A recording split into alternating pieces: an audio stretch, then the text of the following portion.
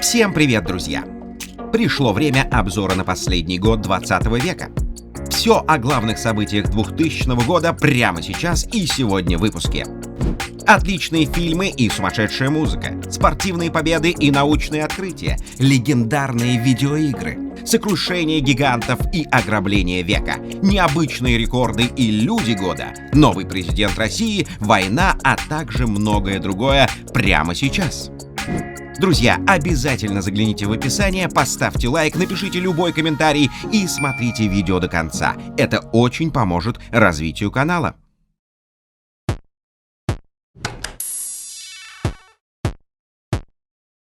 Главные события со всего мира.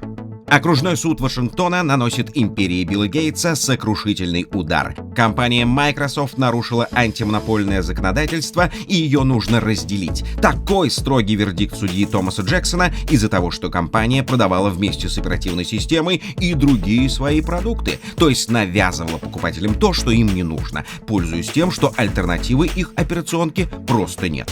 Если коротко, хочешь Windows, бери еще и браузер с антивирусом. Крупнейшая компания мира, чьи операционные системы работают почти на всех компьютерах Земли, начинает терять огромные деньги. На 80 миллиардов долларов уменьшается ее капитализация, и Билл Гейтс затаивает обиду. А газеты смакуют хищный облик скромного капиталистического программиста в очках во всей красе. Ему хочется иметь не просто много, ему хочется иметь все.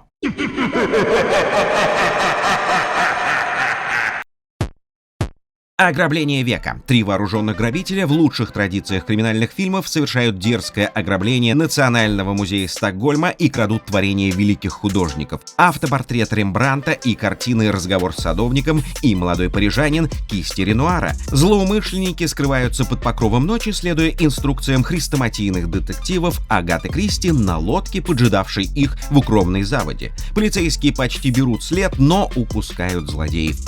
В дальнейшем по этому делу число арестованных дошло до 8 человек, однако картины так и не были найдены. Волей-неволей на ум приходят строки, что настоящее искусство требует риска и жертв, но все криминальные риски с лихвой покрываются платой черных коллекционеров.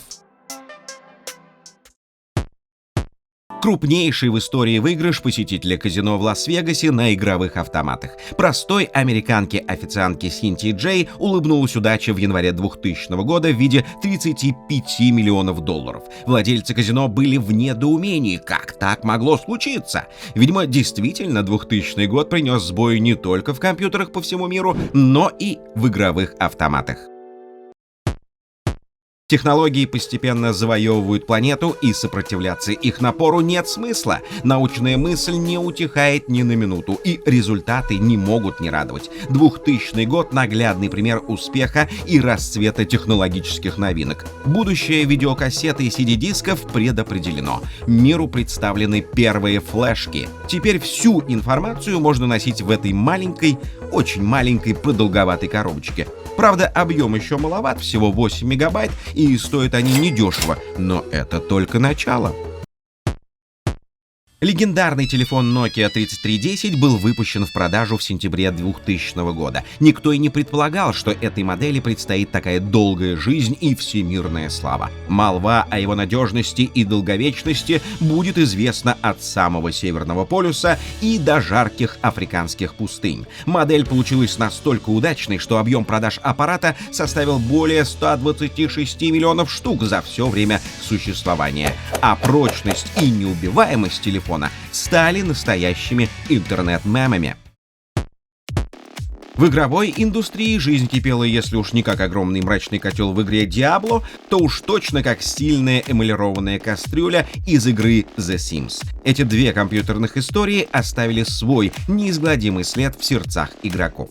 Выход Diablo 2 геймеры ждали с нетерпением, и вот дорвались. Битвы с монстрами, смешение игровых механик, сюжетные секреты, поиск предметов и прокачка персонажа, и, конечно, снова монстры, монстры и еще раз монстры. Настоящий хит всех времен и народов, о чем говорит и свежее переиздание Diablo 2 Resurrected.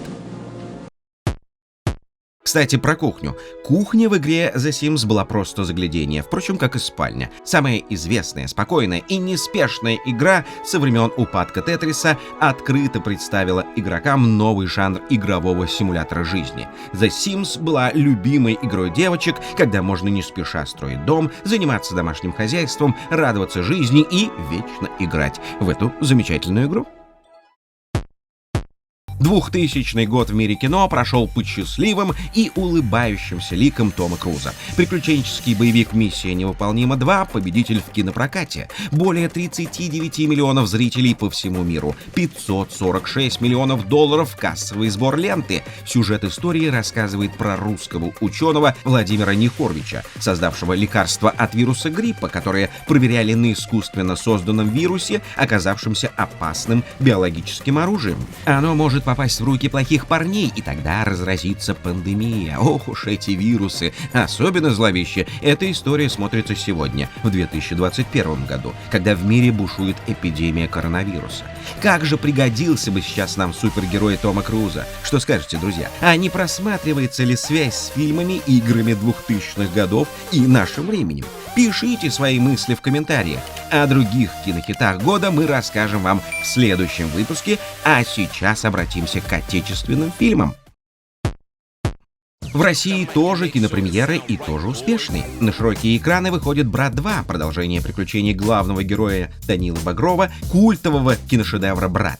Режиссер Алексей Балабанов, вдохновленный успехом первого фильма, сразу задумал трилогию о приключениях любимого героя сначала в Москве, а потом за океаном. Но в процессе работы решил объединить истории. «Брат 2» задумывался коммерческим проектом, он не страдал лимитом бюджета, денег было много, и фильм получился неплохим. Много крылатых фраз разлетелось на цитаты. Вот скажи мне, американец, в чем сила? Разве в деньгах? Вот и брат говорит, что в деньгах. Музыка и атмосфера на таком же уровне, и плохие герои наказаны. Но такого грандиозного успеха, как у первого фильма, не случилось. В прокате достижения ленты были невелики, зато копии нового русского боевика на кассетах разошлись неслыханным тиражом. Алексей Балабанов по итогу закрыл проект «Брат» и, как нам кажется, правильно сделал. А что скажете вы, друзья? Главные события России проходили под ореолом прошлого года. Год трагедий, катастроф и печальных событий не хотел уходить просто так и тянул за собой 2000 год. Боевые действия в Чечне. Боевики отступают по всем фронтам, несут потери, но не сдаются. Кровопролитные бои в Шали и Аргуне. Движение «Талибан» официально признает Чечню независимым государством. На этом фоне российские войска в феврале берут штурмом Грозный, а потом и последний плацдарм сопротивления — райцентр Шатой.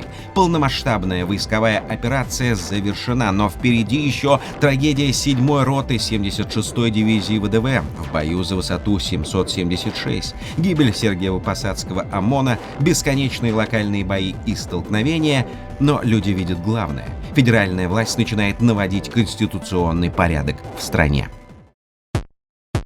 На этой волне в выборах президента России безоговорочно побеждает Владимир Путин и, не мешкая, начинает государственные реформы. Делит страну на федеральные округа и назначает своих чрезвычайных представителей, прижимает олигархов и начинает первый этап централизации или строительства так называемой вертикали власти. Не успевшая закрепиться в сердцах людей надежда на лучшее будущее после инаугурации президента разрушается в считанные дни новой скорбной вестью. Величайшая трагедия в истории подводного флота России происходит 12 августа 2000 года. В Баренцевом море терпит крушение атомная подводная лодка «Курск», флагман российского Северного флота. Гибнут все члены экипажа, 118 человек. Боль и потрясение в людских сердцах. По количеству жертв эта катастрофа самая большая в послевоенной истории ВМФ страны. В мире научных открытий в 2000 году настоящий прорыв. Да и сама природа балует исследователей уникальными природными явлениями, не всегда приятными, но дающими ответы на многие вопросы ученых. На Землю обрушивается мощная магнитная буря. Солнечная активность на пределе, но это только начало. Уникальное космическое явление, происходящее раз в 20 лет, дало астрофизикам, астрономам и астрологам пищу для работы на многие годы вперед. Венера, Меркурий, Марс, Сатурн, Юпитер ветер и само солнце выстроились в одну линию 5 мая 2000 года аккуратно напротив Земли, тем самым образовав настоящий парад планет, чем привели в восторг ученых со всего мира. Друзья, ваши лайки и комментарии также приводят нас в восторг. Спасибо, что не забываете поддерживать нас. В деле Дмитрия Ивановича Менделеева, известного ученого-химика, в этот год прибыло. Открыт новый химический элемент с атомным номером 116, который без особой фантазии, исключительно по порядковому номеру на латыни, был назван унунгексием его открывателями, учеными из Российского объединенного института ядерных исследований. Главное спортивное событие года — 27-е летние Олимпийские игры в Сиднее, которые им дали крылатое название «Игры Миллениума». На зеленом континенте кенгуру, ехидным и калом было по-спортивному жарко. Впервые на играх дебютировали такие виды спорта, как тхэквондо, триатлон и прыжки на батуте. Батутный вид спорта стал счастливым для нас. Впервые в истории победителями Олимпиады в прыжках на батуте стали Александр Москаленко и Ирина Караваева. Российские спортсмены уверенно выступили в спортивной гимнастике. Чемпионами стали Алексей Немов, Светлана Хоркина и Елена Замолодчикова. Не подвели российские фехтовальщики. Победы были как у шпажистов, так и у раперистов. Австралийские талисманы Олимпийских игр утконос, ехидна и кукабарра стали счастливыми для сборной России, которая в неофициальном командном зачете стала второй, пропустив вперед лишь команду США.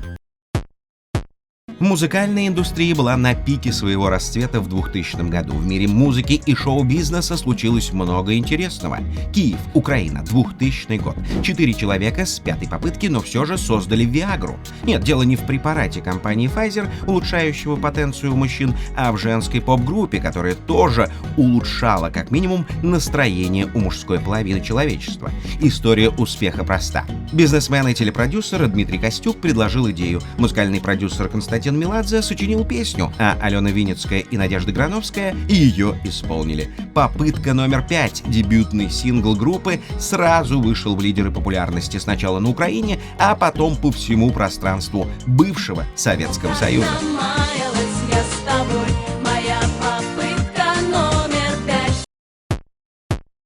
Год стал счастливым не только для группы Viagra, но и для двух солисток российской группы Тату. Стоило их песне «Я сошла с ума» появиться в ротации, как она стала супер популярной. Бил точно в цель. С ума сходили не только солистки группы в клипе, но и молодежь. От песни, от девушек, открыто целующих друг друга. Это было смело и скандально. Сейчас с таким подходом группа Тату точно бы не стрельнула, бдительная общественность не позволит. Но тогда это было в новинку. Сумасшедшая группа российского шоу-бизнеса набирала обороты и готовилась покорять мир. Но об этом в следующих выпусках. А кто-то уже пожинал плоды успеха, правда, в Европе. Успех России на 45-м конкурсе Евровидения в Швеции. 13 мая впервые в истории конкурса певица из Татарстана, 16-летняя Алсу Сафина, завоевывает второе место, пропустив вперед лишь группу престарелых рокеров из Дании. Россияне в приятной и неожиданной радости. Удачную и запоминающуюся песню «Соло» юная дочь вице-президента компании «Лукойл» поет с волнением. Не всегда попадает в ноты, сбивчиво танцует. Двое взрослых мужчин в подтанцовке никак не вяжутся с образом певицы, своими движениями работая скорее в минус. Выручают тяжелый дым и 3 бэк-вокалиста. Многие зрители не ждут ничего хорошего, но случается чудо. Алсу почти побеждает в конкурсе, а российская делегация явно недовольна вторым местом, возмущается и подает протест против победы датчан, что вкупе порождает слухи злых языков о том, что за девочку проплатили. Слухи опровергаются командой Алсу. Все это происки завистников и конкурентов. И мы с вами знаем, что такого быть не может, потому что все конкурсы проводятся честно и беспристрастно, особенно Евровидение. Рекорды года. Их было немало. Выпуск первого номера популярного журнала автолюбителей «За рулем» редакция посвятила подведению итогов конкурса опроса читателей «Лучший российский автомобиль столетия». Победителем опроса с большим отрывом стал автомобиль ВАЗ-2101, легендарная копейка. Настоящая любовь не ржавеет. Сквозь года, сквозь века мчит копейка седока. Испания. На улицах Валенсии оживление. Представители книги рекордов Гиннесса уже на месте. На центральной площади разворачивают самое большое полотенце в мире весом 67 килограмм и размерами 9,4 на 14,4 метра. Мир теперь знает, где живут главные любители полотенец – в Валенсии. Человеком года в нашей стране стал выдающийся ученый-физик Жарес Алферов. В 2000 году он вместе со своими американскими коллегами Джеком Килби и Гербертом Крёмером был удостоен самой престижной Нобелевской премии по физике за работы с полупроводниковыми структурами. Именно благодаря открытиям Жареса Алферова существуют современные сверхбыстрые компьютеры. Настоящим открытием года в шоу-бизнесе России стал молодой певец Николай Басков, сладкоголосый блондин. Он в стране такой один, пели пародисты со сцены. Не это ли настоящая популярность? Тебя только узнал зритель, а уже на эстраде делают пародии. Рекламная кампания самого Баскова и его дебютный альбом с главной песней «Памяти Каруза» развивалась стремительно. Молодой исполнитель решительно ворвался на российскую эстраду, совершив настоящую рекламную экспансию своего таланта с помощью на то время любимого тестя предпринимателя Бориса Шпигеля. Настало время подвести итоги первой части обзора главных событий 2000 года, последнего года уходящего века. Событий было много, к сожалению, потрясения в России продолжились, в благополучной Европе и Америке наоборот, люди радовались солнцу и небу, занимались творчеством и постепенно знакомились с первыми новинками технологий, которые в скором времени перевернут наш мир. Во второй части обзора вас ждут интересные события из мира кино, культурной и общественной жизни. Подписывайтесь на канал, оставляйте свои комментарии, ставьте лайки и до скорых встреч, друзья!